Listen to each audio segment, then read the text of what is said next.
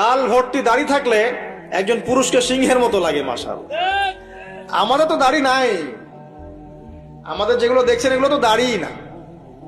যাদের সুন্দর গাল ভর্তি দাড়ি আছে এই মানুষগুলো যখন শেভ করে আমার খুব আফসোস হয়। আহা, বেচারাকে কত সুন্দর দাড়ি আল্লাহ পাক দিয়েছেন, প্রত্যেক দিন শেভ করা শুরু করেছে। অথচ আপনি দাড়ি ছেড়ে দিলে আপনার চেহারার ব্যক্তিত্বটা বাড়বে, সুন্দর লাগবে, স্মার্ট লাগবে, হ্যান্ডসাম লাগবে, সিংহের মতো লাগবে। মুসলিমরা কি ভীরু কাপুরুষ জাতি? আলী রাদিয়াল্লাহু আনহুর চেহারা দেখলে মানুষ, যখন যুদ্ধের মাঠে তার চেহারা দেখলে মানুষ ভয় পেয়ে যেত। যুদ্ধের মাঠে তার চেহারা দেখলে মানুষ ভয় পেয়ে যেত। দাড়ি, ফুল দাড়ি, ছেড়ে দেয়া দাড়ি।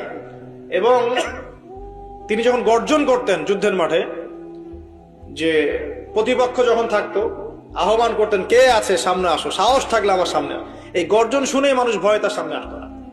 খালিদ বিন ওয়ালিদ রাদিয়াল্লাহু আনহু যুদ্ধের মাঠে তার গর্জন শুনেই মানুষ সামনে আসতো না। কাকা রাদিয়াল্লাহু আনহু তিনি একাই 10 জন 20 জনের সাথে লড়াই করতে পারতেন। বলা হতো যে সেনাবাহিনীর মধ্যে কাকা রাদিয়াল্লাহু আনহু আছে ওই সেনাবাহিনী কখনো পরাজিত হয় না। বলা হতো, এটা প্রবাদ ছিল। ভর্তি দাড়ি ছিল না। সাহাবীরা কি শেভ করতেন?